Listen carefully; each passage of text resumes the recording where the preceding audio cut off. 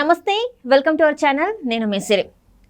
Phone tapping వ్యవహారం అయితే ఎంత సంచలనం సృష్టించిందో చూసాం. అయితే కేటీఆర్ గారు కొన్ని వ్యాఖ్యలు అయితే చేశారు. నేను ఎలాంటి ఇల్లీగల్ వాటికైతే నేను పాల్పడలేదు, దమ్ముంటే నువ్వు నిరూపించుకో అని చెప్పేసి ముఖ్యమంత్రి రేవంత్ రెడ్డి గారికి అయితే ఒక సవాల్ విసిరారు. సో ఈ అంశాన్ని మనకు వివరించడానికి మనతో పాటు ఉన్నారు ప్రముఖ senior journalist, political analyst CS Rao గారు. నమస్కారం. నమస్తే సార్. ఇప్పుడు చూస్తుంటే కేటీఆర్ కొన్ని సంచలన వ్యాఖ్యలు అయితే చేశారు. దమ్ము ఉంటే మీరు నిరూపించుకోండి, నేను ఎలాంటి ఇల్లీగల్ యాక్టివిటీస్కి అయితే పాల్పడలేదని చెప్పేసి. సో అందులో మరి వాస్తవం ఉందంటారు? ఎందుకంటే ఆ ఫోన్ ట్యాపింగ్ వ్యవహారంలో తన పేరు గట్టిగా వినిపిస్తున్న ఈ సమయంలో ఇలాంటి వ్యాఖ్యలు చేయడం మరి తనకి మంచిదంటారా చెడ్డదంటారా? సో ఒకటి ఏంటంటే కేటీఆర్ చాలా సీరియస్గా రియాక్ట్ అయ్యారని చెప్పి మనం చెప్పొచ్చు ఈ విషయంలో, ఫోన్ ట్యాపింగ్ వ్యవహారంలో. ఎందుకంటే గత కొంతకాలంగా కూడా రేవంత్ రెడ్డి కేటీఆర్ గురించి ఒక మాట అంటుంటారు. కేటీఆర్ అంటే కల్వకుంట్ల తారక రామారావు, కానీ ఈయన ఏమంటుండంటే రకుల్ రావు అంటుంటాడు. ఎవరు? రేవంత్ రెడ్డి కేటీఆర్ని సంబోధించేది రకుల్ రావు అంటుంటాడు చాలా సందర్భాల్లో. ఎందుకని ఉంటుందంటే డ్రగ్స్ కేసు ఒకటి బయటకు వచ్చింది అప్పట్లో. ఆ డ్రగ్స్ కేసు బయటకు వచ్చినప్పటి నుంచి ఈ రకుల్ రావు అనేటువంటి పేరుని వాడుతూ ఉంటాడు రేవంత్ రెడ్డి. సరే, ముఖ్యమంత్రి అయిన తర్వాత కూడా ఇప్పుడు ఫోన్ ట్యాపింగ్ వ్యవహారానికి సంబంధించి బయటకు వచ్చింది. ఫోన్ ట్యాపింగ్ వ్యవహారం, దానికి సంబంధించి విచారణ సిట్ చాలా వేగంగా విచారణ చేస్తుంది. అమెరికా నుంచి ప్రభాకర్ రావు వచ్చిన తర్వాత మొత్తం వ్యవహారం బయటకు వస్తుంది, కల్వకుంట్ల ఫ్యామిలీ లోపలికి వెళ్ళేటువంటి అవకాశం ఉంది అని చెప్పి చెప్తూ ఉన్నారు. ఇదంతా వినిపిస్తుంది. సో దాంట్లో కొంతమందిని జ్యుడిషియల్ రిమాండ్కి వేశారు, కొంతమంది ఆల్రెడీ సిట్ ఆధీనంలో కస్టడీలో ఉన్నారు.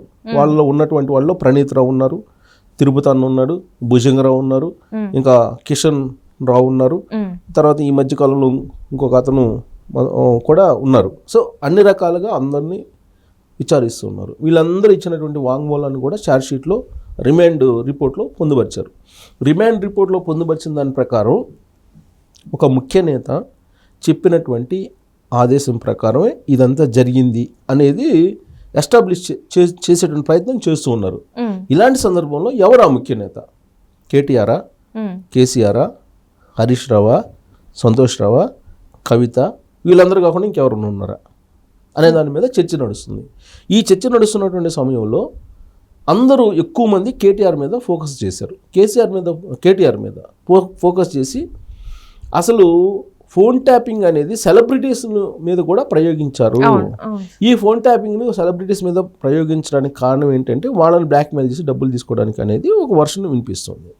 అందులో కూడా హీరోయిన్స్, కొంతమంది టాప్ హీరోయిన్స్ ఎవరైతే ఉన్నారో టాప్ హీరోయిన్స్కి సంబంధించినటువంటి ఫోన్ ట్యాపింగ్లు చేశారు అనేది ఒక వర్షన్ అయితే, అసలు చైతన్య, నాగ చైతన్య, సమంత వీళ్ళిద్దరూ విడిపోవడానికి కారణం కూడా ఈ ఫోన్ ట్యాపింగ్ అనేది ఇంకొక న్యూస్ కూడా సోషల్ మీడియాలో స్ప్రెడ్ అవుతుంది.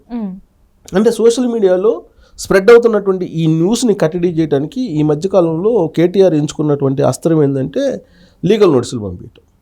ఆయన లీగల్ నోటీసులకి అనేక మందికి పంపించాడు. లీగల్ నోటీసులు మెయిన్ మీడియాలో ఉండేటువంటి కొంత విభాగానికి, అలాగే యూట్యూబ్ ఛానల్స్ అన్నిటికి కూడా పంపించారు. ఇదే కేటీఆర్ నిర్వహించేటువంటి యూట్యూబ్ ఛానల్స్ రేవంత్ రెడ్డి మీద ఏ విధంగా దుమ్మెత్తి పోస్తున్నారు అనేది కూడా అబ్జర్వ్ చేసి ఆ లీగల్ నోటీసులు పంపిస్తే బాగుండేది, ప్రజాస్వామ్యతంగా ఉండేది. ఇప్పుడు నేను లీగల్గానే ఫైట్ చేస్తానని చెప్పి కేటీఆర్ అంటూ ఉన్నారు. సో ఏదైనా సరే నేను న్యాయబద్ధంగా పోరాడతాను, న్యాయ పోరాటం చేస్తానని చెప్పి ఆయన అంటున్నారు. అంటూ ఆయన ఏమంటున్నారంటే ఇప్పటి వరకు హీరోయిన్లకు సంబంధించిన ఫోన్ ట్యాపింగ్లు కూడా తానే చేశారని చెప్పి ఆరోపణలు చేస్తూ ఉన్నారు కదా. ప్రభుత్వం కూడా అలాంటి లీకులు ఇస్తుంది కదా, రేవంత్ రెడ్డి అలాంటి లీకులు ఇస్తున్నారు యూట్యూబ్ ఛానల్స్కి, సోషల్ మీడియాకి అనేది ఆయన అనుమానం. మగాడివైతే నువ్వు నిరూపించు, నేను ఫోన్ ట్యాపింగ్స్ హీరోయిన్స్ చేశానని చెప్పి నువ్వు నిరూపించంటూ రేవంత్ రెడ్డికి డైరెక్ట్గా సవాల్ చేశాడు కేటీఆర్. సో ఇప్పుడు రేవంత్ రెడ్డి మగాడా కాదా తేల్చుకోవాల్సింది రేవంత్ రెడ్డి అని చెప్పి ఆయన అంటూ ఉన్నాడు. గతంలో కూడా కేటీఆర్ ఏమన్నాడు, వెంట్రుకు కూడా పీకలేవు నువ్వు, ఇన్ని ఫోన్ ట్యాపింగ్ కేసులు లేదంటే కాళేశ్వరం అవినీతి ఇవన్నీ చెప్తున్నారు కదా, నువ్వు నిరూపిస్తే కనుక ఓకే ఏ శిక్షకైనా రెడీ, కానీ ఇన్ని బయటికి తీసినప్పటికి కూడా నువ్వు వెంట్రుకు కూడా పీకలేవు, ఇది కేవలం ఎలక్షన్స్ కోసం డబ్బు దండుకోవడానికి, ఢిల్లీకి డబ్బు సంచులు పంపించడానికి మాత్రం ఈ నాటకం ఆడుతున్నాడు రేవంత్ రెడ్డి అనేది కేటీఆర్ యొక్క తీవ్రమైనటువంటి ఆరోపణలు. ఎలక్షన్ క్యాంపెయిన్లో కూడా అదే చేస్తున్నాడు ఆయన కేటీఆర్. ఇన్ని ఆరోపణలు చేస్తున్నప్పటికీ రేవంత్ రెడ్డి ముఖ్యమంత్రి హోదాలో ఏమాత్రం రియాక్ట్ కావట్లేదు. మగాడివా నువ్వు అని చెప్పి అడిగినా రియాక్ట్ కావట్లేదు, వెంట్రుకి బీకలేవని చెప్పినా రియాక్ట్ కావట్లేదు. నిజంగా ఆధారాలు ఉంటే రేవంత్ రెడ్డి ప్రభుత్వం దగ్గర, మరి కేటీఆర్ని అరెస్ట్ చేయించు కదా.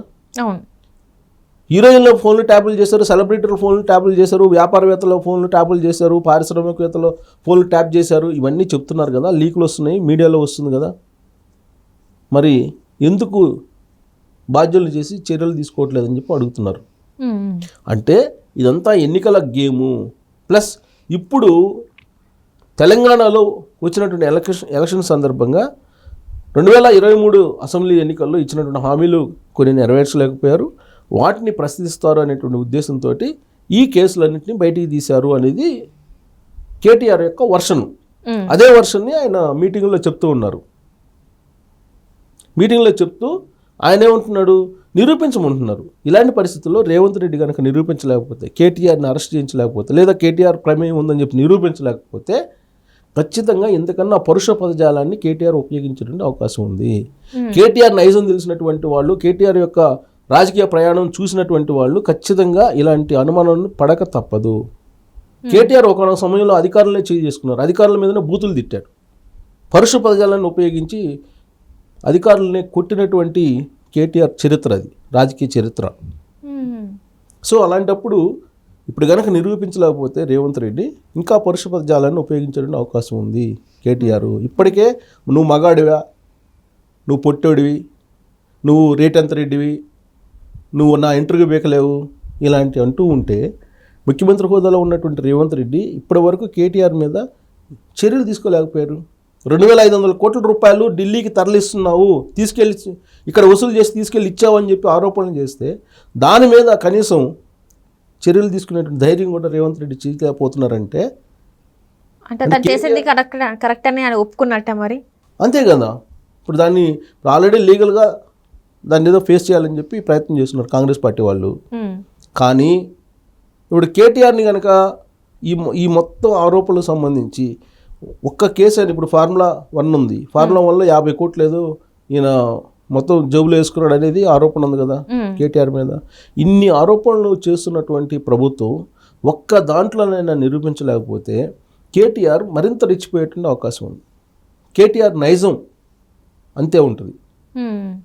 సో అది ఫుల్ ప్లెడ్జెడ్గా అది కనుక నెరవేర్చకపోతే, అది కనుక నిరూపించలేకపోతే కేటీఆర్ని పట్టుకోలేరు, అసలు ఆయన నోటిని కూడా అదుపు చేయలేకపోయారు, ఎవరు చేయలేరు అనేది రాజకీయ వర్గాల్లో వినిపిస్తున్నటువంటి మాట.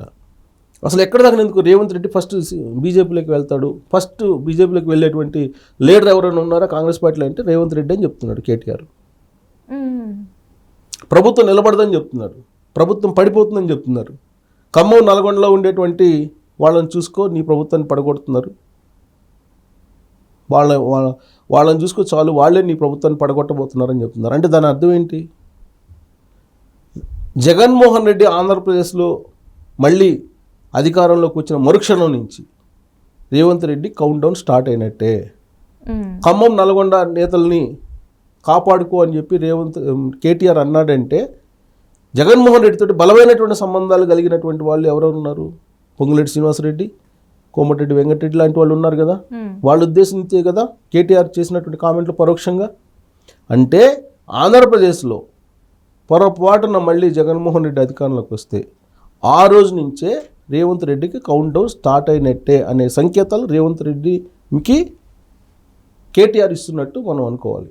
సో వీటన్నిటికీ ఫుల్ స్టాప్ పడాలంటే రేవంత్ రెడ్డి ఇప్పటికిప్పుడు ఏమాత్రం ఆధారాలు ఉన్న ఫోన్ ట్యాపింగ్ విషయంలో కేటీఆర్ని అరెస్ట్ చేసి తీసుకెళ్ళి లోపల వేసి విచారించాలి. లేదంటే కేటీఆర్ చేసేటువంటి ఈ కామెంట్స్ ఏదైతే ఉన్నాయో వాటిని బరాయించాల్సిందే రేవంత్ రెడ్డి. ప్లస్ ఆయన నిజాయితీని, అంటే ఏమీ లేకుండానే ఆరోపణలు చేస్తున్నారని నమ్మాల్సిన పరిస్థితి ఏర్పడుతుంది. ఆ స్పేస్ ఇవ్వకుండా రేవంత్ రెడ్డి కనుక రియాక్ట్ అయితే రేవంత్ రెడ్డి క్షేమంగా పరిపాలన ఉంటుంది. అదర్వైజ్ రాబోయేటువంటి ఎన్నికల్లో దాన్ని ప్రభావం పడేటువంటి ప్రమాదం కనిపిస్తుందని చెప్పి మనం విశ్లేషణ చేసుకోవాలి.